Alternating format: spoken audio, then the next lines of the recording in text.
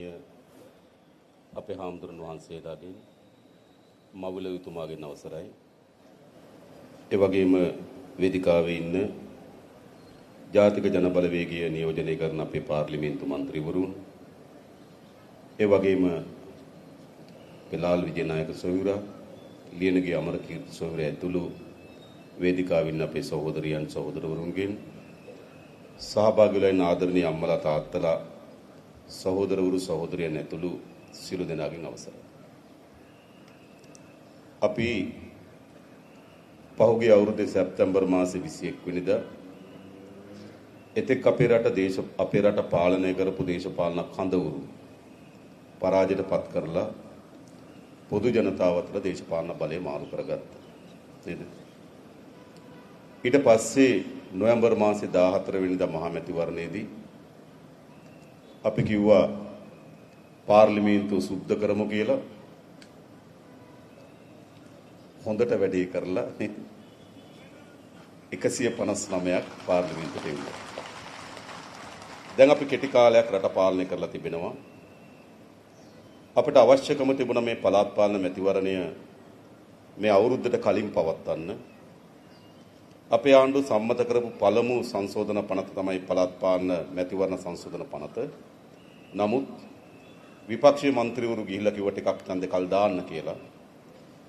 ඒ අනුව මැතිවරණ කොමිසම තීන්දුව කරා මේ 6ට ඡන්දෙ තියන්න.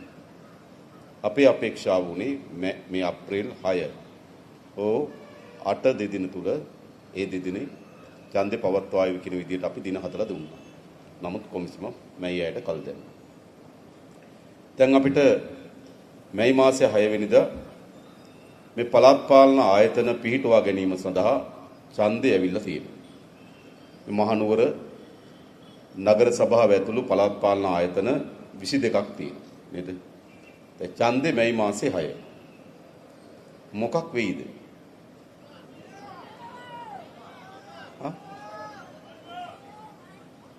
එනති වැඩි කතාවක් කරන්න දෙයක්වත් නැති වෙයි. ඔව්. මේක හොඳට ජයග්‍රහණය කරන්න පුළුවන් ඡන්දය. හරි දිනනම. එයි. අපි මේ ආරම්භ කරලා තියෙන ගමන ඉදිරියට ගෙන ආයි. ඔබ දන්නවා අපේ රට මිට අවුරුදු 2කමාරකට 3කට විතර කලින් විශාල ආර්ථික මෙලෙස කඩා වැටීමකට භාජනය වුණා. කඩා වැටුණා. තෙල් හිගේ ඇති වුණා. ගෑස් හිගේ ඇති වුණා. කිරිපිටි හිගේ ඇති වුණා. වෘත්තීය වේදීන් රට දාලා යන තත්ත්වයක් නිර්මාණය වුණා. ණය ගෙවා ගන්න බැරුව අපි හිර වුණා. දියත් වෙමින් තිබුණ ව්‍යාපෘත සියල්ල දාලා ගියා. රට අස්ථාවර බවට පත් වුණා. සැප්තැම්බර් මාසේ 21 වෙනිදා බලය ගත්තට පසුව අපි හමුවේ තිබෙන ප්‍රධාන අභියෝගය තමයි කොහොමද යලි අපේ රටේ ආර්ථික ස්ථාවර භාවයට ඇති කරන්නේ. එනිසා අපි වැඩිපුර මහන්සි වුණේ මේ ආර්ථික ස්ථාවර භාවය නිර්මාණය කරන්න. අපි හිතනවා මේ වන විට ශ්‍රී ලංකාවේ ආර්ථිකය ඉතාමත් හොඳ ස්ථාවර ආර්ථිකයක් බවට පරිවර්තනය කරගන්න අපි සමත් වෙලා තියෙනවා. ඒකේ සාධක මොනවද? අස්ථාවර රටක නිදියනකොට ඩොලරයේ එක අගයක් නැගිටිනකොට තව අගයක්. මතකනේ? නේද? 300 400ට ගියා ඩොලරේ. අද අපි මේ මාස 6 ඇතුළත 300 ආසන්නී ඩොලරයේ අගය ආරක්ෂා කරගෙන තියෙනවා. ඒ කියන්නේ අපි රුපියල ස්ථාවර කරලා තියෙනවා. ඒ කියන්නේ මොකද්ද? ආර්ථිකයේ ස්ථාවර භාවය පිළිබඳ සංඥාව. ඊළඟ ඔයාලට මතක ඇති අපේ රටේ උද්දමනයේ භාණ්ඩ මිල ඉහළ යාමේ ශීඝ්‍රතාවය 70ට 75ට ගියා. උද්දමනයේ අධික ඉලක්කමකට යන්නේ ආර්ථික අස්ථාවර භාවය පිළිබඳ සංඥාව. අද අපි උද්දමනය ඇත්ත ගත්තොත් ඍණ අගයක තියෙන. ඍණ අගයත් හොඳ එකක් නෙවෙයි ආර්ථිකයකට. අපි උත්සාහ කරන මේ වසර ඇතුළත 5ට වඩා අඩු අගයක උද්දමනය පිහිටවන්න. අද 15ම අගයකට උද්දමනය ඇවිල්ලා තියෙනවා. ඒ රටේ ආර්ථික ස්ථාවර භාවය පිළිබඳ සංඥාව. ඉස්සර මතකද? මේ සතිය ගිහිල්ලා භාණ්ඩයක් ගන්නකොට තියෙන මිල නමේ ලබන සතිය. පහුවදාට යනකොට දිනපතා සිමෙන්ති මිල, ටයර් මිල මතකනේ නේද? භාණ්ඩවල මිල නිරන්තරයෙන් උච්චව ඊළට යමින් තිබුණා. හැබැයි අද අපි උද්දමන ස්ථාවර භාවයකට ඉඳලා තිබෙනවා. ඒ කියන්නේ මොකද්ද? ආර්ථික ස්ථාවරයි. තවත් සංඥාවක් තමයි බැංකු පොලි අනුපාතිකය. මතකද? බැංකු පොලි අනුපාතිකය 20 වුණා, 25 වුණා, 30 වුණා, 35ට ගියා. ඔබ බැංකුවෙන් ණයක් අරන් තිබුණා නම් ඔබට 135ක පොලි අනුපාතිකයක් ගෙවන්න සිද්ධ වුණා. භාණ්ඩයක් උගස් කරලා තිබුණා නම් 135 ඉක්මවන පොලි අනුපාතිකයක් ගෙවන්න සිද්ධ වුණා. බැංකු පොලි අනුපාතයක අධික ලෙස ඉහළ යාම රටේ ආර්ථිකයේ අස්ථාවරභාවය පිළිබඳ සංඥාවක්. එයි බැංකු පොලි අනුපාතක විශාල ලෙස ඉහළ ගියපුවාම කර්මාන්තකරුවන් බැංකුවෙන් ණයක් අරගෙන කර්මාන්තය පටන් ගන්නෙ නැහැ. 30ට 35ට ණයක් අරගෙන කවුද කර්මාන්ත කරන්නේ? කවුද ව්‍යාපාරයක් ආරම්භ කරන්නේ? සියල්ල අඩාල වුණා.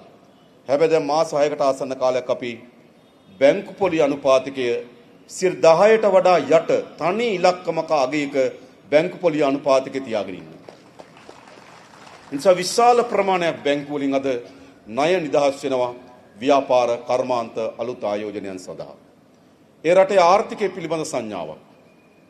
ඊළඟ ආර්ථිකය කඩා වැටුනහම අපි ණය ගෙවන්නේ නැති තත්වයක් නිර්මාණය වුණාම සිද්ධ වුණ දේ තමයි ඉදිකරමින් තිබුණු ව්‍යාපෘති සියල්ල නතර වෙලා දාලා ගියා. ජපාන එක්සිම් බැංකුවෙන් ණයක් අරගෙන අපි ව්‍යාපෘති 11ක් කරමින් තිබුණා. මේ ව්‍යාපෘති 11ම නතර වුණා. එයි එක්සිම් බැංකුවට ඒ කියන්නේ අපි කිව්වා අපි ගත්තු ණය ගෙවන්නේ නැහැ කියලා. ඒගොල්ලෝ ඉතුරු ණය ටික ගෙවන්න දෙන්නේ නැතුව ගියා. එම කටුනායක ගුවන්තොටුපොළ ඇතුළු ව්‍යාපෘති 11ක් නතර වුණා. දැන් යලි ජපාන් රජයත් එක්ක අපි එකඟතාවයකට ඇවිල්ලා තියෙනවා නතර කරලද ව්‍යාපෘති 11ම යලි පටන් ගන්න. ඒ මොකද්ද? ආර්ථික ස්ථාවරභාවය පිළිබඳ සංඥාව. චීන රජය දියත් කරමින් තිබුණු ව්‍යාපෘති දාලා ගියා. දන්නවා කටුනායක මීරිගම වැඩ කොටස. ඒක දාලා ගියා. අදත් ඒ දාලා යාමේ ප්‍රතිවිපාක කියන්නේ අපි දවසකට ලක්ෂ 210ක් අපි ගෙවන්න තියෙනවා. ගෙවන්න ඕන මිලියන 21ක්. අද මිලියන 21ක් ගෙවන්න ඕන. හෙටත් 21ක් ගෙවන්න ඕන. වන්දි ගෙවන්න ඕන. විශාල හානියක් ඒ ව්‍යාපෘති දාලා ගියපෙක. නැවත චීන රජය අපිත් එක්ක එකඟතාවයකට අවිලා තිබෙනවා. අතරමඟ නතර කරපු ව්‍යාපෘති සහ අලුත් ව්‍යාපෘති 76ක් ලංකාවේ යලි ආරම්භ කරන්න. ඒකේ ප්‍රධාන එකක් තමයි තෙල්දෙණියේ ජල ව්‍යාපෘතියක් මේ තෙල්දෙණියේ ප්‍රදේශේ. විශාල ජල ව්‍යාපෘතියක් තිබුණ චීන ආධාර මත ඒක නතර වුණා. නතර වෙලා තියෙනවා. නැවත චීන රජය එකඟතාවයකට පත් වෙලා තිබෙනවා එම ව්‍යාපෘතිය යලි ආරම්භ කරන්න. ඒකට මොකද්ද? ආර්ථික ස්ථාවරභාවය පිළිබඳ සංඥාවක්. ආර්ථිකයක් අස්ථාවර වෙනකොට ව්‍යාපෘති කරමින් හිටපු අය දාලා යනවා.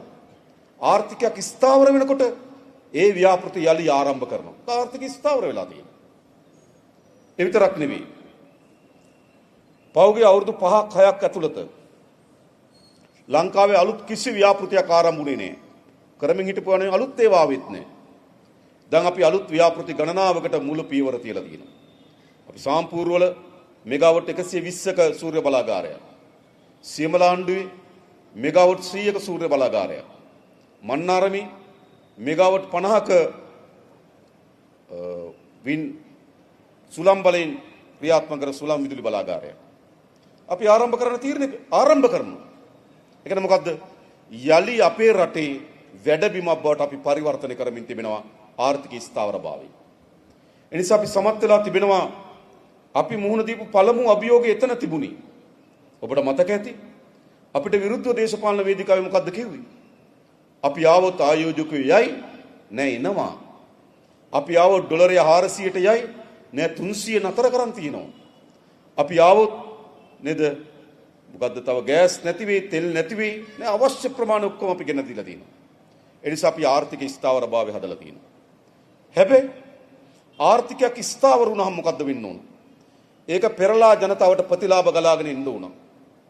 එනිසා අපි අපේක්ෂා කරන මේ වසරේ ලංකා ආණ්ඩුවක් භාණ්ඩාගාරයට උපයා ගන්නා ලද වැඩිම ආදායම උපයන අවුරුද්ද මේ 2025 අවුරුද්ද.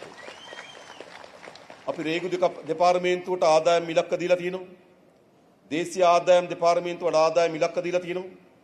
අපි මේ ජනවාරි වල පෙබරවාරි වල ආයතන දෙකේ ආදායම් ඉලක්ක ගෙනලා බැලුවා. කියන සතුටුයි. අපි අපේක්ෂා කරන ලද ආදායම් ඉලක්ක අභිබවා ඒ මාස දෙකේ ආදායම උපයගෙන තියෙනවා. කියන ආර්ථිකයක් ස්ථාවර වුණාම තමයි භාණ්ඩාගාරයට ආදායම උපයා ගන්න පුළුවන්කම තිබෙන්නේ. ඊළඟ භාණ්ඩාගාරය උපයා ගන්නා ධනය ආකාර දෙකකට අපි වැය කරනවා. එකක් එදිනෙදා වියදම්, පඩි ගෙවන්න, නඩත්තු වියදම්, වාහනවල තෙල් ගහන්න, වාහන නඩත්තුවට, ලයිට් බිල් ගෙවන්න, වතුර බිල් ගෙවන්න. ඒකට අපි කියනවා පුනරාවර්තන වියදම්. භාණ්ඩාගාරයට එන ධනය අපි වියදම් කරන මොකක් වෙනුවෙන්ද? එදිනෙදා රජයේ පවත්වාගෙන යාම වෙනුවෙන් වියදම්. තව වියදම් කරන මොකක් වෙනුවෙන්ද? අලුතෙන් ඉදිකිරීම සඳහා වියදම්. අලුත් ව්‍යාපෘති. අපි මේ අවුරුද්දේ ඒවා ප්‍රාග්ධන වියදම්. මේ අවුරුද්දේ අපි ප්‍රාග්ධන වියදම් වලට වෙන් කරලා තියෙනවා රුපියල් බිලියන 1400ක්. ඒ කියන්නේ රුපියල් කෝටි 100 ඒවා 1400. ලංකාවේ ප්‍රාග්ධන වියදම් සඳහා වෙන් කරලාද වැඩිම මුදල අපි වෙන් කරලා තියෙනවා. මහනුවර ව්‍යාපෘති අධ්‍යයත් වෙමින් තිබුණා. අර වාහන තදබදය අඩු කරන්න මේ කටුගස්තොට එක වාහන නතර කිරීමේ මධ්‍යස්ථානය, ඊට පස්සේ පේරාදෙණියේ තව තැනක්, ඊට පස්සේ අර රොස්ස කරුව තියෙන මේ පාරේ තැන්නේ කුඹුර තව එකක් මේ නගරේ නතර වෙලා තිබුණේ. නැවත මේ අයවැය ලේඛනයෙන් එම ව්‍යාපෘති ආරම්භ කිරීම සඳහා අපි මුදල් වෙන් කරලා තියෙනවා. ඒ කියන්නේ මොකද්ද? මේ ආපු සල්ලි අපි ගම්වලට යවන්න පටන් අරගෙන තියෙනවා. අපි අපේක්ෂා කරන මේ අවුරුද්දේ මේ බිලියන 1400ම වියදම් කරන්න ඕන. වැඩ කරන්න ඕන. මම යාපනයේ ගිහපු වෙලාවේ ඒ පළාත් මාර්ග අධ්‍යක්ෂතුමා කිව්වා උතුරු පළාතේ පාරවල් හදන්න කෝටි 500ක් ඕන කිව්වා. අපි අයවැය ලේඛනයේ කෝටි 500ම වෙන් කරා. අනුරාධපුරයේ ගිහපු වෙලාවේ රාජාංගනයේ නාච්චාදුව හුරුළුව ආදී පැරණි ව්‍යාපාරවල ඇලවේලි ඇනකෙට් කඩා වැටලා තියෙනවා. මම ඒවා වාරි මාර්ග අධ්‍යක්ෂතුමාගෙන් කොච්චර සල්ලි ඕනද කියලා. එතුමා කිව්වා කෝටි 300ක් ඕන කිව්වා. අපි කිව්වා අපි දෙන්නම් කියලා. පස්සේ එතුමාලා භාණ්ඩාගාරයට කතා කරලා කියලා තිනවා කෝටි 200ක් තිබ්බොත් ඇති කියලා. අපි 200ම වෙන් කරා. මට මේ 4 වෙනිදා හම්බුණා එතුමා අනුරාධපුරයේදී. මම ඇහුවා දැන් අපි සල්ලි වෙන් කරලා තියෙනවා මේ ඇලවේලි ටික නඩත්තු කරන්න පුළුවන්. දැන් තියෙන ප්‍රශ්නේ වැඩේ කරගන්න පුළුවන් වෙයිද දෙසැම්බර් 31කට කලින් කියලා.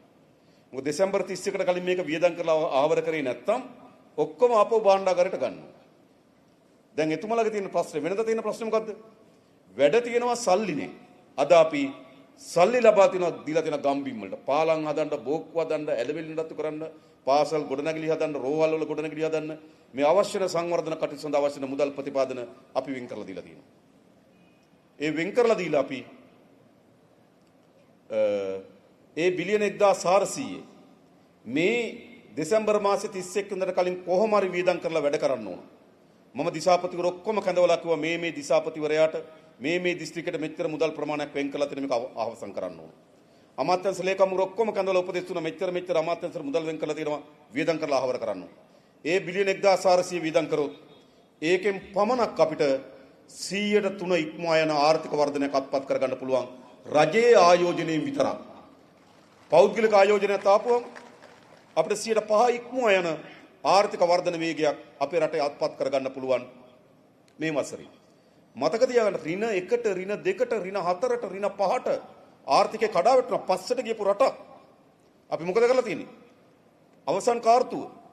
ගිය අවුරුද්දේ අපි පාලනය බාරගත්තු අවසන් කාර්තුවේ ආර්ථික වර්ධන වේගය ධන 5.4යි. ආපස්සට යමින් තිබුණු රටක් අපි ඉස්සරහට හරවලා තියෙනවා. ඒකේ ප්‍රතිලාභ ගම්බිම් කරා අපි තල්ලු කරමින් තිබෙනවා. එතනින් නතර වෙන්නේ නැහැ. ආණ්ඩුවක් ආර්ථික ස්ථාවර වුණාම ජනතාවට එහි ප්‍රතිලාභ ගලාගෙන යන්න ඕනකම තිබෙනවා.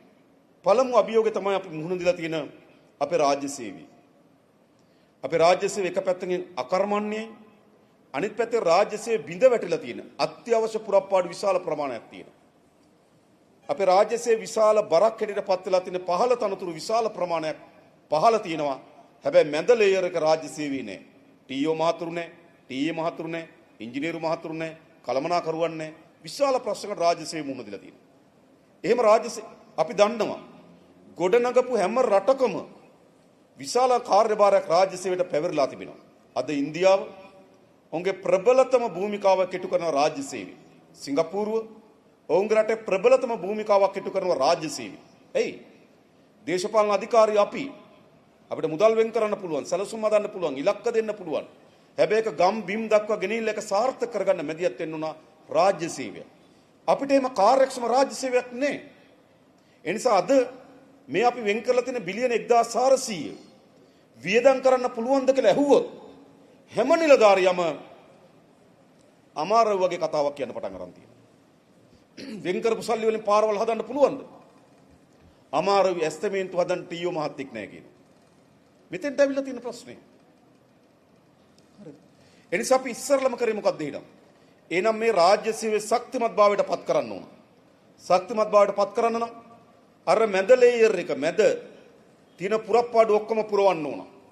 අපි ඇවිල්ලා කෙටි කාලයක තුල කමිටුවක් දැම්මා. අගමැතිතුමීගේ ප්‍රධානත්වයෙන් දාලා ඉවරලා අපි සමාලෝචනය කරා මොනවද අත්‍යවශ්‍ය පුරප්පාඩු. රාජ්‍ය සේවයේ පුරවැසියන්ට අවශ්‍ය වෙන සේවාව ලබා දෙන්න. රාජ්‍ය සේවයේ ආණ්ඩුව හදන ඉලක්කවලට මෙහෙවන්න කොයි තනතුරු පුරප්පාඩු. අපි හඳුනාගත්ත පුරප්පාඩු 30000ක් මත තියාගන්න. අපි මේ අයවැලීකෙන් තීන්දුවක් ගත්තා. ඒ 30000ම පුරවනවා. රාජ්‍ය සේවයට අලුතින් තරුණ තරුණියන් 30000ක් බඳව ගන්නවා. අවුරුදු 5කට පස්සේ එම රාජ්‍ය සේවයට බඳව ගත්තේ නැහැ, බඳව ගන්නවා. ඒ විතරක් නෙවෙයි අපි දැක්ක තවත් රාජ්‍ය සේවය මුණ දී තියෙන ගැටලුවක්. අපේ රාජ්‍ය සේවය ඒගොල්ලන්ට හිතකර වැටුප් තලයක නැහැ. ඊටම දුර්වල වැටුප් තලයක් තිබුණේ. අපිට හොඳ ධාරිතාවක් තියෙන හොඳ ඇකියාවක් තියෙන කෙනෙක් රාජ්‍ය සේවයට උරා ගන්න බෑ. ඒ රාජ්‍ය සේවවල වැටුප් තල තිබුණ ඉතාමත් පහළ අඩියක. ඒ නිසා රාජ්‍ය සේවයේ හිටපු දක්ෂතාවය විනස් ධාරිතාවන් තිබුණු මිනිස්සු රාජ්‍ය සේවය අත්හැරලා යනවා. එහෙම රට ගොඩනගන්න බෑ. එහෙනම් අපි අපේක්ෂා කරා මොකද්ද? මේ රාජ්‍ය සේවයට අලුත් හැකියාවන් ධාරිතාවන් තියෙන මිනිස්සු රාජ්‍ය සේවයට ගන්න ඕන. රාජ්‍ය සේවයට ගන්න නම් හොඳ වැටුප් තලයක අපි පිහිටවන්න ඕන. හොඳ වැටුප් තලයක. එනිසා අපි තීන්දුවක් ගත්තා අවුරුදු 5-6කට පස්සේ රාජ්‍ය සේවකයන්ගේ මූලික වැටුප ඉතා හොඳ වැටුප් තලයකින් වැඩි කරන්න. හොඳ වැටුප් තලයකින්. මම සරලව කියන්නම්. සාමාන්‍ය රුපියල් 38000ක් විතර වැටුපක් ගත්ත ගුරුවරයෙක් හිටියනම් ඒ ගුරුවරයාගේ වැටුප රුපියල් 63000 දක්වා වැඩි කරා. ආධුනික වෛද්‍යවරයෙකුගේ වැටුප තිබුණේ පළමු වෛද්‍ය සේවයට බැඳෙන කෙනෙකුගේ වැටුප තිබුණේ රුපියල් 54000ට කිට්ටු වගේක්. ඒක අපි 93000ට වඩා වැඩි යගයක් දක්වා වැඩි කරා. ඒ විතරක් නෙවෙයි අනිත් දීමන ඔක්කොම වැඩි කරා. හොඳේ. වැටුප් වර්ධකය වාර්ෂික ලැබෙන රාජ්‍ය සේවකයන්ට වැටුප් වර්ධකය. ඒ වැටුප් වර්ධකය 80%කින් වැඩි කරා. ආපදා ණය තවත් වැඩි ප්‍රමාණයකින් වැඩි කරා. දවසේ OT දීමනම වැඩි කරා. කියලා අපිට ඕන මේ රට ගොඩනගන ශක්තිමත් රාජ්‍ය සේවයක් ඕන. අපි රාජ්‍ය සේව නිලධාරීන්ටත් අපි ඉල්ලන්න කැමතියි. අපි රජයක් හැටියට ශක්තිමත් රාජ්‍ය සේවයක් අපේක්ෂා කරනවා. ශක්තිමත් රාජ්‍ය සේවකයන් අපි පෙනී හිටිනවා. හැබැයි රාජ්‍ය සේවයේ නියැලෙන අය ඒට සරිලන කාර්යයක් අපේ රටත් අපේ රටේ ජනතාව වෙනුවෙන් කළ යුතුයි. මම ඊයේ අපේ රටේ ප්‍රධානම රාජ්‍ය නිලධාරීන් හම්බ වෙන වෙලාවේදී කිව්වා අපි මාස 6ක් කොමිෂන් සභාව පිළිබඳව රාජ්‍ය සේව උසස් නිලධාරීන් පිළිබඳව බලාගෙන අපි ගොඩක් වෙනස්කම් කරේ නේ. ඒ අපි හැමදෙනාටම අපි දන්නා මිනිස්සු ඒ හැමදෙනාටම අපි වෙනස් වෙන්න කාලයක් දෙන්න ඕන. අපි ඒගොල්ලන්ට වෙනස් වෙන්න දැන් කාලයක් දීලා තියෙනවා. හැබැයි එතුමලා හෝ එතුමලාගේ ආයතන ඒ වෙනස් වීමට සූදානම් නැත්නම් එතුමගේ ආයතනත් මැයි මාසෙන් පසුව වෙනස් කරනවා. අපි ඉස්සරලම දෙන්න ඕන ඕනෑම කෙනෙකුට වෙනස් වීම සඳහා අවස්ථාව දෙන්න අපි වෙනස් වීම සඳහා අවස්ථාව දුන්නා. වෙනස් වෙන තාම සූදානම් නැති අය ඉන්නවනම් ඒගොල්ලෝ වෙනස් විය යුතුයි. විස්තාවරකින්. එන අපිට මේ රට ගොඩනැගීම සඳහා ශක්තිමත් රාජ්‍ය සේවක අපේක්ෂාවෙන් අපි වැඩ කරනවා.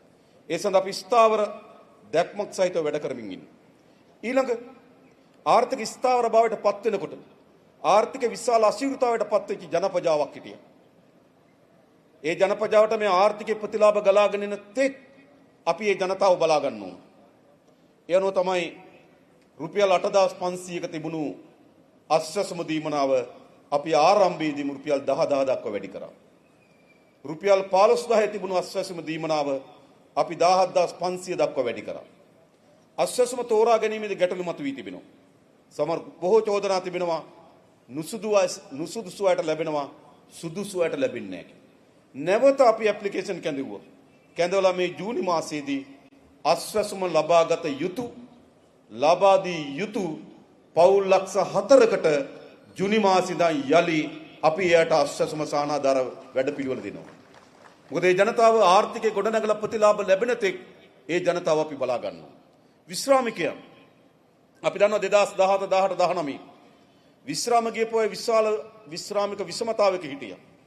ඒ විතරක් නෙවෙයි 90 විශ්‍රාම ගියපු කෙනාට විශ්‍රාම වැටුප හදන්නේ 90 වැටුපට.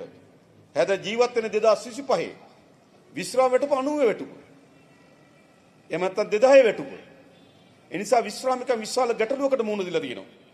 අපි තාමත් ලංකා ඉතිහාස කවදාවත් මෙහෙම තීන්දුවක් කරන්නේ අපි 2020ට පෙර විශ්‍රාම ගියපු සියලු දෙනාගේ විශ්‍රාම වැටුප 2020 වැටුප් තලයට ගලපනවා.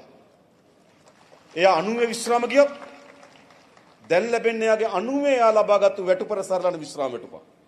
එයා 2000 විශ්‍රාම ගියව නම් එයාට ලැබෙන්නේ 2000 වැටුපට ලැබෙන විශ්‍රාම වැටුප.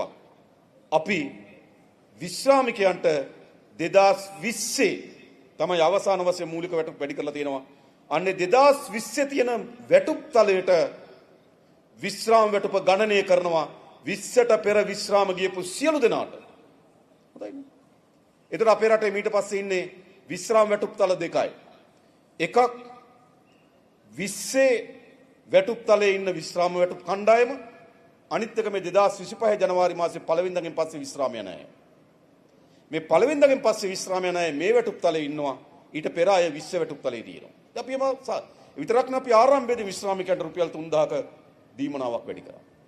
තසිරු තත්වයක්. ඒත් අපි දන්නා මේ පුරවැසියන් බලා ගන්න ඕන. ඒ විතරක් නෙවෙයි ජ්‍යෙෂ්ඨ පුරවැසියන්ගේ විශාල ඉල්ලීමක් තිබුණා. ඒගොල්ලන්ගේ බැංකු අර 10ට වඩා යටට එනකොට ඒගොල්ලන්ට මාසික ලැබෙන බැංකු පොලි අනුපාතික ප්‍රමාණවත් නැහැ කියලා. අපි තීන්දුවක් ගත්තා මේ ජුලි මාසයේ ඉඳන් ජ්‍යෙෂ්ඨ පුරවැසියන්ගේ බැංකු ගිණුමට උපරිමයේ ලක්ෂ 10 දක්වා අපි ආණ්ඩුවෙන් එයා කොයි බැංකුවේ සල්ලි තැන්පත් කරලා තිබ්බත් ආණ්ඩුවෙන් 103ක පොලියක් ගෙවනවා. ආණ්ඩු භාණ්ඩාගාරේ. ඒ කියන්නේ එයාගේ ස්ථාවර ගිණුමේ ලක්ෂ 10ක් තියෙනවා නම් එයාට ආණ්ඩුව අවුරුද්දට රුපියල් 30000ක් ලැබෙනවා. ඒ කියන්නේ මාසෙකට එයාට මෙතෙක් ලබාගත්තු පොලියට වඩා 2500ක පොලියක් ලැබෙනවා. එයි ඒ අපි බලා ගන්න ඕන. රටක වගකීම තමයි ජ්‍යෙෂ්ඨ පුරවැසියන් බලා ගැනීම. ඔවුන්ට තියෙන එකම ආදායම් මාර්ගය තමන්ගේ බැංකු ගොනුමේ පොලි අනුපාතික නම් 3ක පොලියක් ආණ්ඩුවෙන් ලබා දෙනවා. අපි මේ පුරවැසියන් බලා ගන්නවා. ඒ විතරක් නෙවෙයි. පළමු වතාවට ලංකාවේ අපි බැලුවා මේ ආර්ථික කඩාවැටීමත් එක්ක අපිට විශාල සංගණන වාර්තා අපි මේ වේදිකාවේ කිව්වා. පාසල් පොත් මිලදී ගැනීමේ දුෂ්කරතාවයෙන් පෙළෙනවා කියලා දරුවෝ. අමතර උපකරණ මිලදී ගැනීමේ දුෂ්කරතාවයෙන් පෙළෙනවා කියලා. අපි පහුගියදා මේ අවුරුද්දේ ලංකාවේ පළමු වතාවට පාසල් ළමුන් ලක්ෂ 16කට පාසල් පොත් සහ අමතර උපකරණ මිලදී ගැනීම සඳහා රුපියල් 6000ක දීමනාවක් දුන්නා.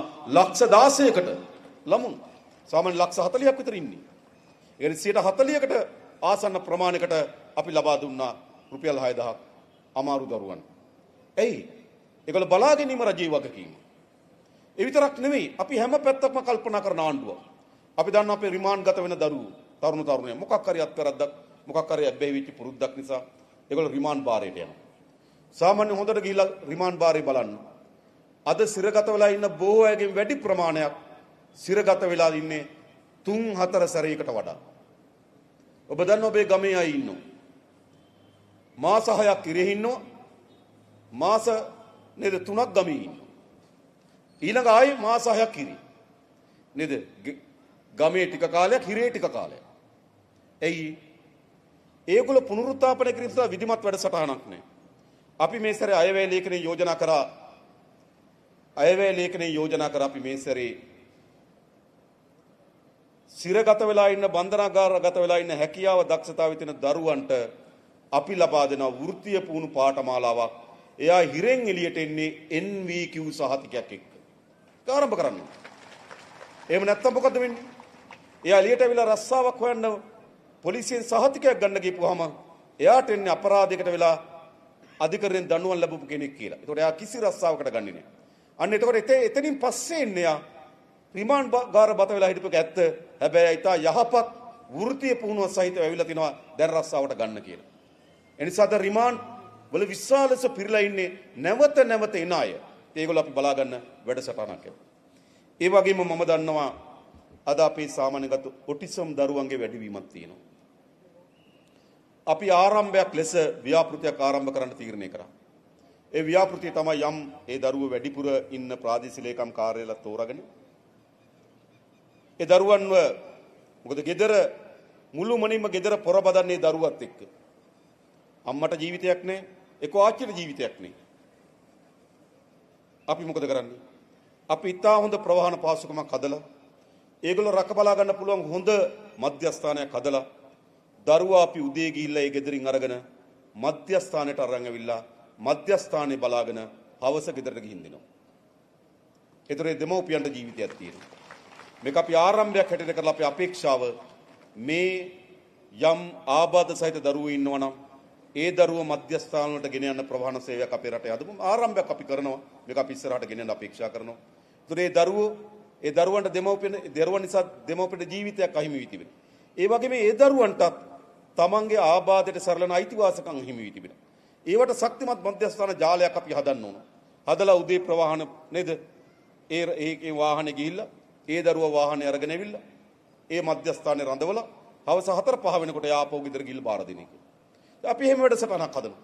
මේ සෑම දෙනාම බලා ගන්න ඕනේ. එහෙමයි ආණ්ඩු කියන්නේ. අපි ඒවට වැඩ කරමින් නේ නියම ව්‍යාපෘති අපි දැන් පටන් ගන්නවා.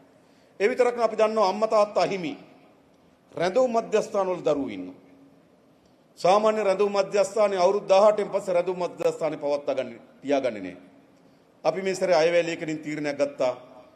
ඒ දරුවට රැඳවුම් මධ්‍යස්ථානෙන් එළිය ගිහිල්ලා සුරක්ෂිත ජීවිතයක් නැත්තම් වයස කොච්චර පිරුණත් එයා රැඳවුම් මධ්‍යස්ථාන අපි බලා ගන්නවා. 18න් එළියට දාන්න බෑ. තීරණයක්. ඒ විතරක් නෙමෙයි දරුවෙකුට අපි මාසෙකට රුපියල් 5000ක දීමනාවක් දෙනවා. එයාගේ බැංකු පොත රුපියල් 3000ක් දානවා 2000ක් මධ්‍යස්ථානට දෙනවා. ඒ දරුවෝ එළියට එනකොට එයාගේ බැංකු පොතේ යම් මුදල් ප්‍රමාණයක් එක්ක ඉන්න ඕන තැන්පතුවක් එක්ක. සාමාන්‍ය අම්මා තාත්තා හිමි දරුවන්ට අම්මා තාත්තගෙන් ලැබෙන දේපලක් තියෙනවා. හැබැයි මේ දරුවන්ට කිසිවක් නැහැ. ඒ විතරක් නෙවෙයි. රැඳවුම් මධ්‍යස්ථානක ඉන්න දරුවෙක් විවාහ වෙනවා නම් සාමාන්‍ය අම්මා තාත්තගේ දෙනෙක් දරුවෙක් විවාහ වුණොත් එයාගේ මහා ගෙදර හරි තියෙනවා. හැබැයි මෙහෙම දරුවෙක් විවාහ වුණොත් යන්න එන්න තැනක් නැහැ. අපි තීරණයක් ගත්ත විවාහ වෙන හැම දරුවටම නිවසක් හදා ගැනීම සඳහා ආණ්ඩුවේ රුපියල් ලක්ෂ 10ක් දෙනවා. එහෙම ආණ්ඩු කියන්නේ.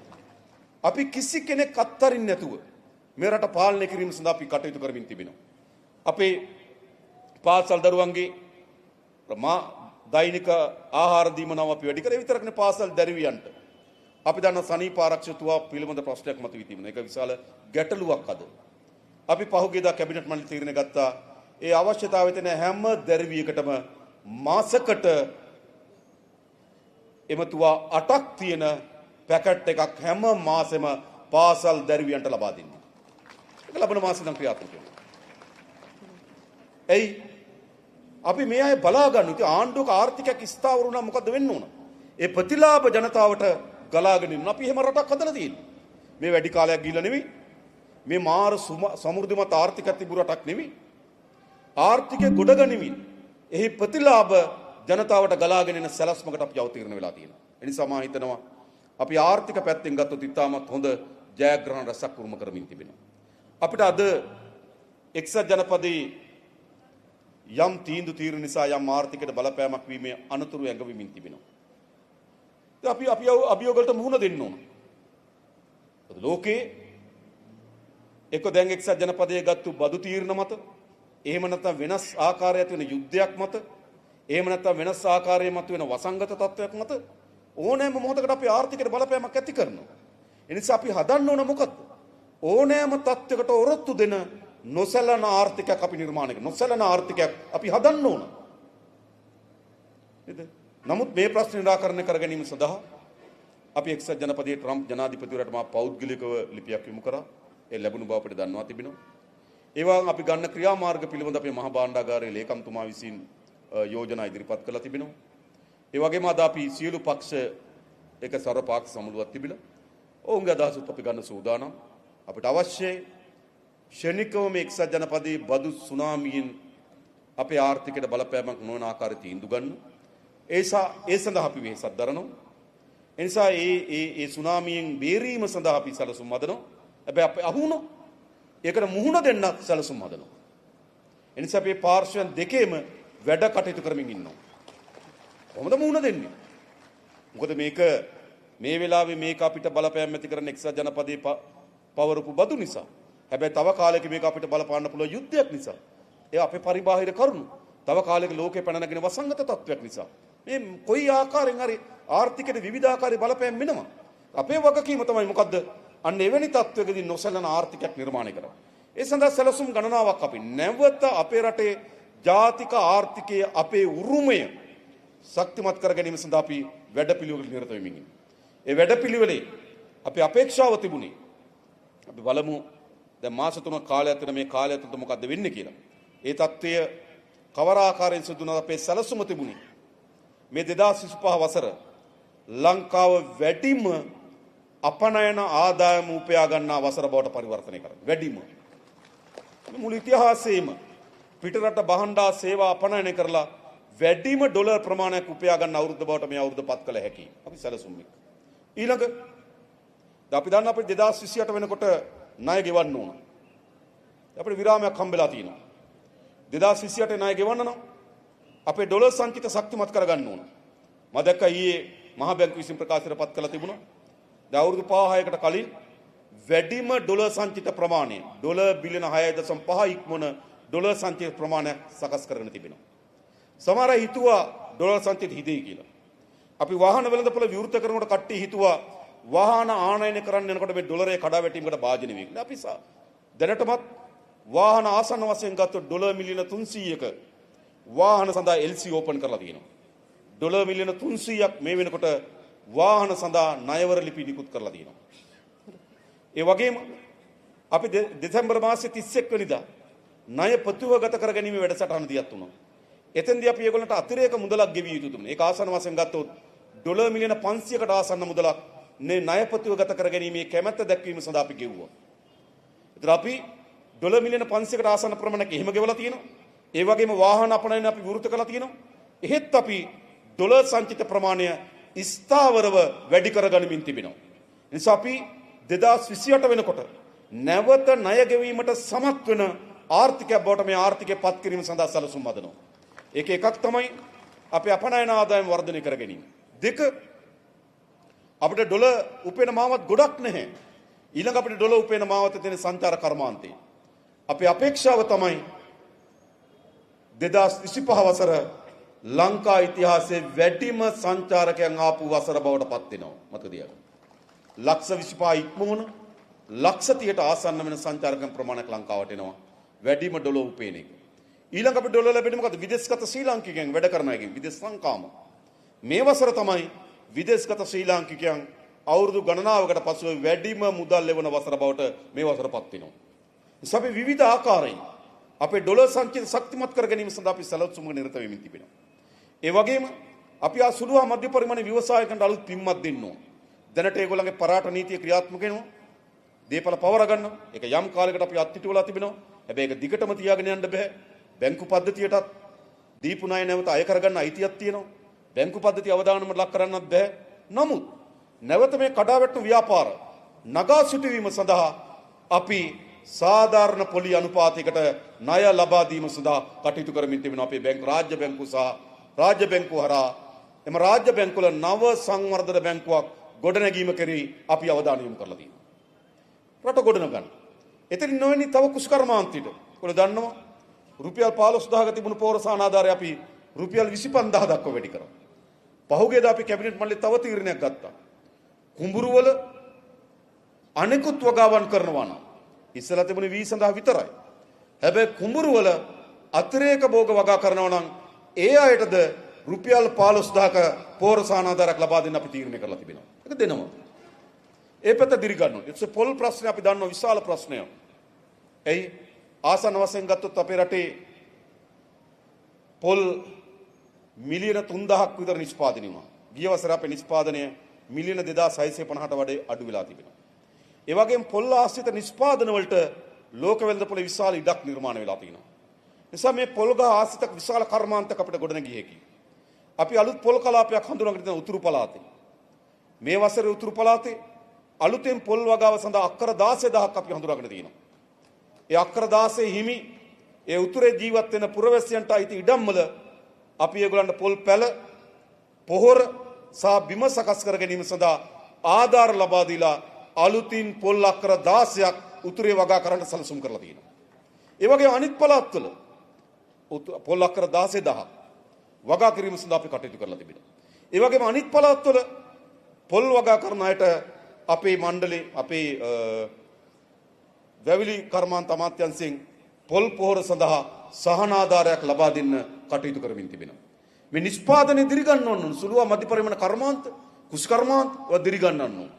මේ මධ්‍යම පළාතේ අපි හඳුනාගෙන තියෙනවා LRC එකට අයිති ජනවසමට අයිති මේ රජයේ වැවිලි සමාගම් වලට අයිති වගා නොකළ පුරන් වුණු ඉඩම් අක්කර දහස් ගණනක් තියෙනවා. සමහර වාර්තාවල කියනවා අක්කර 92000ක් තියෙනවා කියලා මධ්‍යම පළාතේ පුරන් වුණු ඉඩම්. රජයේ වැවිලි සමාගමට අයිති ඉඩම්. අපි තීරණය කරන් තියෙන ඉඩම් ඔක්කොම අපේ අපේක්ෂාව තමයි මතක තබාගන්න අපේ අපේක්ෂාව අපේ රටේ භාවිතයට නොගන්න පරිසර හේතු නිසා වනජීවි කලාප ජල පෝෂක ප්‍රදේශ ඒවා තියෙන්න පුළුවන්. කර්මාන්ත ඒ වගේම ජනතාව වාසය කරන භූමි මේවා ඉඩම් වල තියෙනවා. හැබැයි මුඩුබිම් වගා නොකර අත්තරන ඉඩම් අපේ රටේ තියෙන්න බෑ. අපේ සියලු ඉඩම් නැවත අත්සන් දීම සඳහා සැලසුමක් හදලා තියෙනවා. මේ අක්කර දහස් ගන්න අපි අක්කර 300 500 කෑලි වලට කඩනවා. කඩලා අලුත් තරුණයන්ට අපි ආරාධනා කරනවා. අපි ඉඩම දෙන්න, හොඳ බැංකු ණයක් දෙන්න, හොඳ වගාවක් ආරම්භ කරන්න. දූර්යන වගා කරන්න පුළුවන්ද? වැඩේ පටන් ගන්න. එනසාල් වගා කරන්න පුළුවන්ද? වැඩේ පටන් ගන්න. නැවත මේ පුරන් වූ බිම් වගා කිරීම සඳහා මෙහෙයුමක් අපි දියත් කරලා තිබෙනවා. අපේ රට යලි ජාතික උරුමයේ ආර්ථිකයක් ගොඩනැගීම සඳහා මැදිහත් විය යුතුයි. අපි අපේ වරාය ආශ්‍රිත විශාල ආර්ථිකයක් අපිට හිමිව තිබෙනවා.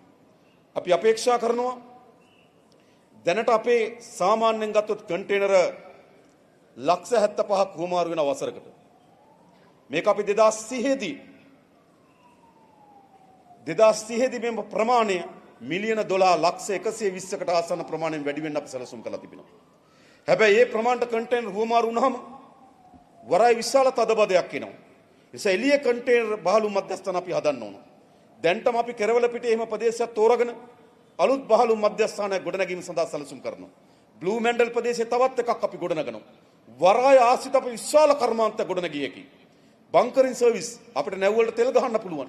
හැබැයි තෙල් ගහන්න තියෙන අපේ ගබඩාවල ධාරිතාව මදි. වරායත් තෙල් සංස්ථාවත් පෞද්ගලික අංශයත් මේ ඔක්කොම ඒකාබද්ධව නැවත වරායේ අලුත් තෙල් ගබඩා ගොඩනැගීම සඳහා අපි සැලසුම් කරලා තිබෙනවා නැව්වලට තෙල් ගහන්න. ආර්ථිකය එහෙමයි දියුණු කරන්නේ. ඒ නිසා ඉතාමත් සැලසුම් සහගතව අපි නැවත 2022-2023 තත්ත්වයක් අපේ රටේ අනාගතේ කවදාවත් ඇති නොවන ආකාරයේ ආර්ථික සැලසුමකට අපි අවතීර්ණ වෙලා තිබෙනවා. මම අහන්නේ මේ ගමන නෙවෙයි අපි ආරක්ෂා කරලා ඉදිරියට ගෙන යන්න ඕනකම තිබෙන්නේ. මේට එහා මොකද්ද තියෙන ගමන? මේට එහා කවුද ඉන්නේ? කාටද පුළුවන්? මේක තමයි මේ රටේ අනාගතය ඊටම සුරක්ෂිත අනාගතයක් බවට පරිවර්තනය කිරීම සඳහා ගමනට දශක ගණනාවකට පසු අපේ රට අවතීර්ණ වෙලා තියෙනවා.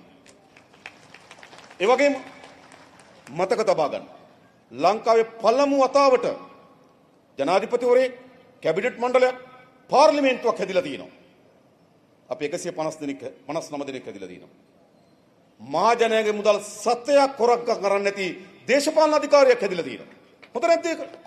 සතයක් නාස්ති කරන දේශපාලන අධිකාරිය. අපි ජනාධිපති කාර්යාලයට ගිහිල්ලා වාඩි වුණාම මහජනයාගේ ධනය ඒ ජනාධිපතිවරු කොච්චර නාස්ති කරලා තියෙනවද කියලා අපිට තේරුම් ගන්න පුළුවන්. සමහර දවස්වල හැම සිකුරාදම ජනාධිපතිවරයාට නුවරඑළියේ වෙනම භූමියක ඕගනික් වලින් එළවලු වගා කරලා, කාබනික එළවලු වගා කරලා හැම සිකුරාදම ජනාධිපතිවරයා නුවර එළිය ඉඳන් එළවලු වෙවනවා. මම මේ කියන සරල කතාවක්. හැබැයි බලන්න මානසිකත්වය. එහෙම නාස්ති කරලා තියෙන මේ රටේ මහජනගේ ධනය. අපි මහජනයාගේ ධනෙ රුපියලක් නාස්ති කරන්න නැති ආණ්ඩුවක්. මහජනයාගේ මුදල් රුපියලක් හොරකම් කරන්න නැති ආණ්ඩුවක්. ඒ දේශපාලන පරිවර්තනය කරලා තියෙනවා. ඒක නෙවෙයි ජනතාවගේ අපේක්ෂාව. ඒක ජනතාවගේ අපේක්ෂාව. හැබැයි ඒ වගේම ජනතාව අපේක්ෂා කරනවා. වැඩියෙන්ම අපේක්ෂා කරන මොකද්ද? වැඩියෙන්ම අපේක්ෂා කරනවා හොරකම නතර කරනවා හා සමාන ලෙස හොරකම් කරපුවාට පරීක්ෂණ කරලා දඩුවම් දෙනවා. ආරම්භ කරලා තියෙනවා. පළමු වතාවට මේ රටේ ජනතාවට අපි ධනය තියනවද බලය තියනවද කියලා ભેදකින් තොරව ඉස්සර ධනය බලය තියන අයට එක නීතියක්, දුප්පත් දුබලයට තව නීතියක්. අපි ක්‍රමානුකූලව මේ රටේ ධනය තියෙන කෙනාටත් නැති කෙනාටත් බලය තියෙන කෙනාටත් බලය නැති කෙනාටත් මේ හැම කෙනාටම සමාන නීතියක් ස්ථාපිත කරන රාජ්‍යයක් අපි මේ රටේ ගොඩනගනවා. පටන් ගන්න තියෙන්නේ. ලංකාවේ කවදද පොලිස්පති කෙනෙක් අත්අඩංගුවට ගන්නේ? බලය තියෙනවා. ලංකාවේ කවදද ඇමතිවරු අත්අඩංගුවට ගෙනින්නේ? බලය තියෙනවා. දකින්න ඇති මේ ළඟදී අල්ලස් කොමිසමෙන් එක හිටපු මහ ඇමතිවරයෙක් අධිකරණයට යොමු කරා. අල්ලස් කොමිසම. කේස් එක අවුරුදු 10ක් පරණයි. විනිසුරුතුමා මුලසුනේ ඉඳන් අහනවා අල්ලස් කොමිසමේ නීතිඥවරියගෙන් ඇයි මේකට අවුරුදු 10ක් ප්‍රමාද වුණේ ඇයි කියලා අහනවා. එතකොට අල්ලස් කොමිසමේ නීතිඥතුමිය කියනවා අවුරුදු 10ක් ප්‍රමාද වුණේ අවුරුදු 10 බලේ හිටියේ මේගොල්ලෝ. ඒකයි ප්‍රමාද වුණේ. මේක ඇත්ත කතාව. එනිසා ඒගොල්ලෝ බලේ ඉන්නකොට ඒගොල්ලෝ නීතිය ක්‍රියාත්මක වෙන්නේ නැහැ. තව නඩුවක් තිබුණා කුරුණෑගල ගිරිඋල්ල ප්‍රදේශයේ. ඇමතිවරයෙක් ඇමතිවරගේ බිරිඳකට විරුද්ධව. බිරිඳ කියන්නේ පුද්ගලික ලේකම්. නැතුව පෞල් සබඳතාවයට අත්අඩංගුවට ගත්තා නෙවෙයි. 2015 ඔක්තෝබර් වල පරීක්ෂණය කරන මොකද්ද? තෙල් සංස්ථාවේ සල්ලි අරගෙන ගම් වතුර ආධාර බෙදනවා කියලා කුරුණෑගල බිංගිරිය බෙදලා. වර්ෂාපතනේ බලනකොට ඒ කාලේ ගම් වතුරක් නැහැ. ඡන්දයක් තිබිලා. ඡන්දෙට තෙල් සංස්ථාවලින් ආධාර බෙදලා හැබැයි බෙදපු ආධාර පුරවැසියන්ට ගිහිල්ලා නැහැ කියලා පරීක්ෂණින් ලෙදර වුණා. 2015 ඔක්තෝබර් මාසයේ නීතිපති දෙපාර්තමේන්තුවට ඇරිය ලිපිගොනුව අපරාධ පරීක්ෂණ දෙපාර්තමේන්තුව මෙන්න මේම පරීක්ෂණ මෙහෙම එකක් එළිදරව් වෙලා තියෙනවා. මොකද්ද මේකට කරන්න ඕන කියලා. ඇරිය කවද්ද? 2015 ඔක්තෝබර් වල. උත්තරය කවද්ද? 2025 ජනවාරි 8 උත්තරයක් වෙලා කිව්වා අත්අඩංගුවට අරගෙන අධිකරණයට ඉදිරිපත් කරන්න කියලා. ඇයි ඒ ලියුමට අවුරුදු 10ක් ප්‍රමාද වෙන්නේ? බලේ හිටියේ ඒගොල්ලෝ. ඒකට මොකද්ද මේ රටේ වෙලා තියෙන්නේ? බලයේ තියෙනාට එක නීතියක්. ධනෙ තියෙනවා නම් තව එක නීතියක්. මෙහෙමයි මේ රටේ නීතිය ක්‍රියාත්මක වුණේ. ලංකාවේ පළවෙනි වතාවට රටක් ගොඩනැගෙමින් තිබෙනවා. හැම කෙනාටම සාධාරණ ලෙස නීතිය ඉටු කරන රටක්. ඕන නැද්ද එහෙම රටක්? මේක තමයි හදලා තියෙන්නේ. මේවා තමයි පරිවර්තනයන් කියන්නේ. හැබැයි කට්ටියට මේවා දරා ගන්න බෑ. මට ඉතින් දරා ගන්න බෑ. නේද? දැන් ගිහිල්ලා බලන්න වෙලාව නන්නේ. හතේ ප්‍රවෘත්ති බලන්න. වැලපිල්ල එකම යසෝදරාවත නේද? වැලපිල්ල එකම. මට හිතෙනවා වෙලාවක මාත් ඉස්සරහා මෙච්චර අඬනවා නම් ගෙදර ගිහිල්ලා කොච්චර අඬනවද? ඒ දුක, වේදනාව, බලය නැහැ. භුක්ති විඳපු සියල්ල අහිමි වෙමින් තිනවා. මතක තියාගන්න මේ පළාත් පාලන ඡන්දයෙන් පස්සේ ඔය මහජනයාගේ ධනය අතිශය හානිකර ලෙස භුක්ති විඳින සියල්ල අයින් කරනවා. සියල්ල අයින් කරන මතක තමයි. කාලයක් දෙන්න. අපි ඒගොල්ලන්ට කාලයක් දීලා තියෙන ඒගොල්ලෝ වෙනස් වෙන්නේ නැත්නම් අපි වෙනස් කරනවා. ඔක්කොම කරන්න ඕන. මොකද මේ රට යලි නීතිය විධානයේ ආධිපත්‍ය තියෙන රටක්. මහජනයාගේ සෑම රුපියලක්ම දේවකාරියක් ලෙස බලා ගන්න රටක් ඕන අපිට. හැම රුපියලක්ම අපි බලා ගන්නවා. එහෙම රටක් අපිට අවශ්‍ය නැද්ද? අන්නේ රටට අපි අවතීර්ණ කරලා තියෙනවා. දැන් එනම් අපිට මොකද ඇයි පළාත් පාලන ආයතන වැදගත් වෙන්නේ? අපි මධ්‍යම ආණ්ඩුව මම ඔක්කොම කියව මධ්‍යම ආණ්ඩුවේ සැලසුම් සහ ක්‍රියාමාර්ග. ඒ නිසා මධ්‍යම ආණ්ඩුවේ විසින් මුදල් එකතු කරගන්න පුළුවන්. භාණ්ඩාගාරයේ මුදල් පරිස්සම් කරගන්න පුළුවන්. හැබැයි නගර සභාව තියෙන ප්‍රාදේශ සභාව තියෙනවා. ඒවට තමයි ජනතාවගේ දෛනික ජන ජීවිතයත් එක්ක ගැට ගැහිලා තියෙන වැඩ ටික තියෙන්නේ. ලයිට් බල්බ් එකක් දාන කුණු ටික අයින් කරන්න නේද? මොකද්ද? ලදරු පාසල, يعني පෙර පාසල පවත්වාගෙන යන්න, හොඳ ආදාහනාගාරයක් පවත්වාගෙන යන්න, නගරය අලංකාර කරගන්න, විදුලි බල්බ් එකක් දාන්න. මේ විශාල වැඩ කොටස. ගමේ ජනතාවගේ දෛනික වැඩත් එක්ක ගැට ගැහිලා තියෙන ප්‍රාදේශ සභාව, නගර සභාව. දැන් මොකද කරන්න ඕන? ප්‍රාදේශ සභාව බලන්න ඕන ඊළඟ අවුරුද්දේ කරන්න ඕන වැඩ ටික. බලලා ඉවරලා මොකද කරන්න ඕන? ඒ වැඩ ටික කරන්න ප්‍රාදේශ සභාවට කොච්චර සල්ලි උපයාගත්ත හැකිද? ප්‍රාදේශ සභාව සැලසුමක් හදන්න ඕන. මෙන්න මෙච්චර මුදල් ප්‍රමාණයකට උපයා ගන්න පුළුවන්, මෙච්චර වැඩ කොටසක් තියෙනවා, මෙච්චර මුදල් ප්‍රමාණයක් ඉතුරු හොයා ගන්න පුළුවන්. ඊළඟ බලන්න මෙච්චර වැඩ කොටසක් තියෙනවා. හැබැයි උපයාගත්තු මුදල් ඒ මුළු වැඩ කොටසටම ප්‍රමාණවත් නැහැ. එහෙමනේ. නගර සභාව වෙන වැඩි යුත් එක්ක ඇති මං හිතන්නේ නේද? සමහර ප්‍රාදේශ සභා තියෙනවා මං හිතන්නේ ගත්තොත් අපි හසලක වගේ පැත්තකට ගියොත්. ඒ තියෙනවනේ ප්‍රාදේශ සභාව මොකද්ද? මිනිපේ වගේ ප්‍රාදේශ සභාවකට කුඩා ආදායම් තියෙනවා. හැබැයි ගම්වලට කෙරෙන්න ඕන විශාල වැඩ කොටසක් තියෙනවා. හැබැයි ආදායම් වැඩි කරගන්න තරම් ආර්ථිකයකුත් නැහැ එහි. ඒතර මිනිපේ සභාවට වැඩ ගොඩක් තියෙනවා. හැබැයි මුදල් ටිකයි තියෙන්නේ. ඒතර මොකද කරන්න ඕන? අන්න ඒතර මධ්‍යම ආණ්ඩුවෙන් ඉල්ලන්න ඕන සල්ලි. අපි දැන් ඊළඟ අයවැය ලේකනට යෝජනා ගන්නවා මේ ජූනි මාසෙ ඉඳන්. ඒතර දැන් සභාව පිහිටවල ජූනි මාසයේ වෙනකොට තමන්ගේ ප්‍රාදේශ සභාවට තමන් කරගන්න වැඩ කොටස මොකද්ද? මධ්‍යම ආණ්ඩුවෙන් කරලා දෙන්න ඕන වැඩ කොටස මොකද්ද කියලා ලැයිස්තුගත කරලා අවශ්‍ය මුදල් ප්‍රමාණය ඉල්ලන්න දිස්ත්‍රික් සම්බන්ධීකරණ කමිටුවෙන් අනුමත කරලා එවන්න. එවපුවාම අපි ඒ යෝජනාවලිය අයවැය ලේකනට ගන්නවා. අරගෙන ඉවරලා බලනවා රටේම ඇවිල්ලා තියෙන යෝජනා භාණ්ඩාගාරයේ සතුව තියෙන මුදල් ප්‍රමාණය බලලා අපි මේ යෝජනාවට සල්ලි වෙන් කරනවා. එතකොට මොකද වෙන්නේ? අර මධ්‍යම ආණ්ඩුව ඉතුරු කරගන්න සල්ලි උපයා ගන්න ධනෙ ග්‍රාමීය ජනතාවගේ සේවාවන් සඳහා එනවා. හැබැයි ග්‍රාමීය ජනතාවට ඕන සේවාව මොකද්ද කියලා කියන්නේ කවුද? ගමේ තියෙන ප්‍රාදේශ සභාව, නගර සභාව. එතකොට ප්‍රාදේශ සභාවෙන් නගර සභාවෙන් එන යෝජනාව අපිට ඇස්පියාගෙන අනුමත කරන්න පුළුවන් වෙන්න ඕන. ඉල්ලලා තියෙන කොන්ක්‍රීට් පාරක් අපිට විශ්වාස වෙන්න ඕන. කොන්ක්‍රීට් එක ඔක්කොම පාරට යනවා කියලා. විශ්වාස වෙන්න ඉතින්. ඉතින් එහෙම විශ්වාස වෙන සභාව තියෙන කාතේද? මේන යෝජනා හරියට බලලා නේද? ඕගොල්ලෝ හදනවා. අපි දන්නවා අපේ කණ්ඩායම තමයි ප්‍රාදේශ සභාවේ ඉන්නේ. සතයක් හොරකම් කරන්නේ නැති කණ්ඩායම, සතයක් නාස්ති කරන්නේ නැති කණ්ඩායම ඇස්පියාගෙන යෝජනාවට සල්ලි යොමු. වෙන කාට හරි ගිහලා ඒගොල්ලෝ ඉල්ලුවොත් දෙපාරකට වඩා හිතනවා. නේද?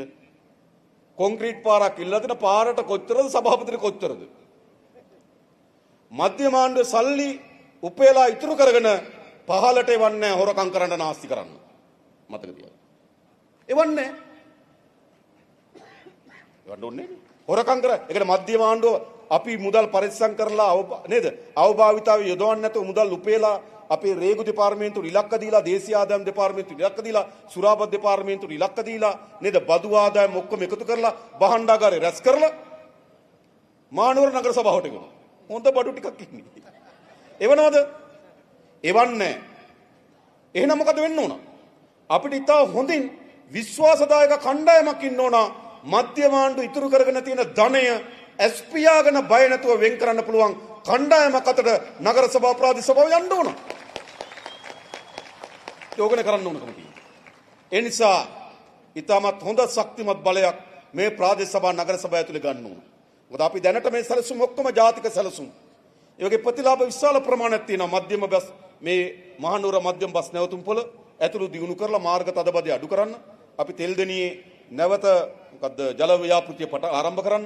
ඒ වගේම බෝගම්බර හිරගෙදරත් එක්ක අපිට විශාල ව්‍යාපෘතියක් ඇවිල්ලා තියෙනවා. ඒක නැවත හෝටල් පද්ධතියත් සහිත සංස්කෘතිකමය අපේ ඓතිහාසික උරුමයන් පෙන්වන සංස්කෘතික මධ්‍යස්ථානය බවට පරිවර්තනය කරන්න. විශාල සැලසුම් අපි තියෙනවා. ඒ ඔක්කොම මධ්‍යම ආණ්ඩුවේ සැලසුම්. හැබැයි මධ්‍යම ආණ්ඩුවේ සැලසුම් තියෙන ටිකක් ලොකු ඒවා ඉහළ ආර්ථිකයට බලපෑම් කරන ඒවා. හැබැයි ජනතාවගේ දෛනික ඒවත් එක්ක ගැට ගැහිලා තියෙන ප්‍රාදේශ සභාව, නගර සභාව. ඉතින් ප්‍රාදේශ සභාව, නගර සභාව සමාන්තරව ජනාධිපතිවරයා ජාතික ජන බලවේගයේ, කැබිනට් මණ්ඩලයේ ජාතික ජන බලවේගයේ, පාර්ලිමේන්තුව ජාතික ජන බලවේගයේ ඊට සමාන්තරව ප්‍රාදේශ සභාව නගර සභාව ජාතික ජන බලවේගයෙන් පිහිටවන්න ඕන.